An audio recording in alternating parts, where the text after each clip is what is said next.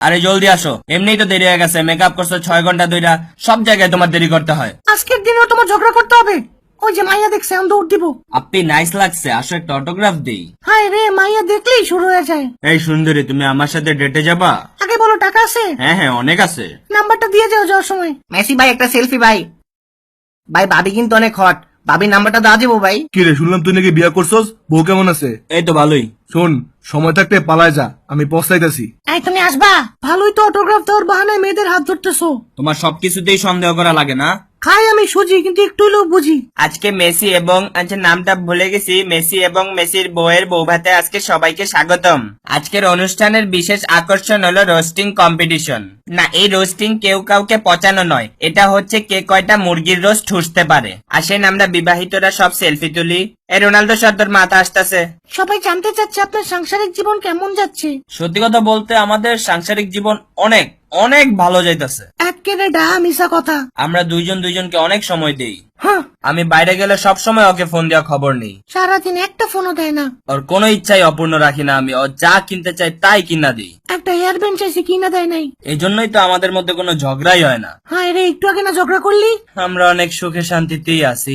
আজকের রোস্টিং কম্পিটিশনে যারা সবচেয়ে বেশি রোস্ট ঠুসেছে তাদের মধ্যে টপ 11 কে স্টেজে আসার জন্য অনুরোধ করতেছি। আম্মা আব্বাই বেড়ারে চুম্মা দেয় কে? থাক, তুই ওদিকে তাকাইস না। এদের সবার জন্য একটা জোরে করতালি হোক।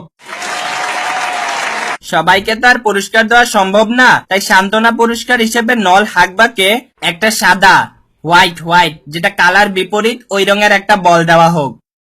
শালা সব রেসিস্টের দল। আর এই কম্পিটিশনের সবচেয়ে বেশি রোস্ট ঠুসেছে নেইমার সিনিয়র, সরি জুনিয়র।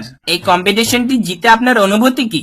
আসলে মেসি আর রোনালদো ভাইয়ের জন্য তো ব্যালন ডি'রটা ছুঁইতেও পারলাম না, তাই ঠিক করছিলাম আজকের কম্পিটিশনটা জিতে দেখাবো, এবং আমি আজকে জিতে দেখাইছি যে আমিও পারি। কিন্তু সবাই যখন হাল ছেড়ে দিচ্ছিল তখনও আপনি ঠুসতে ছিলেন, কিভাবে এতগুলো পারলেন? আসলে অনেকেই খেয়াল করে নাই, বাট আমি মাঝখানে 2-3 বার টয়লেটে গিয়ে পেট খালি করে আসছি, আর সাথে গ্যাস্ট্রিকের ওষুধ তো ছিলই।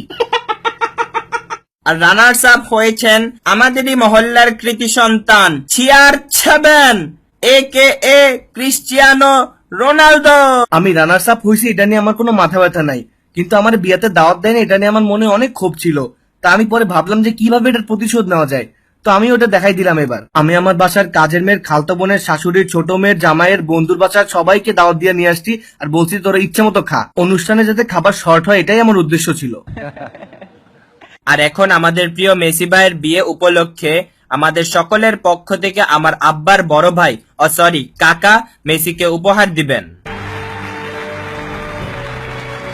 আমি খুবই খুশি এই সোনালী বলটি পেয়ে। এই সোনালী বলের বদলে যদি সবাই খামে করে 2000 টাকা করে দিত তাহলে হয়তোবা এত খুশি হইতাম না। আঙ্কেল মিথ্যা কথা বলিও না।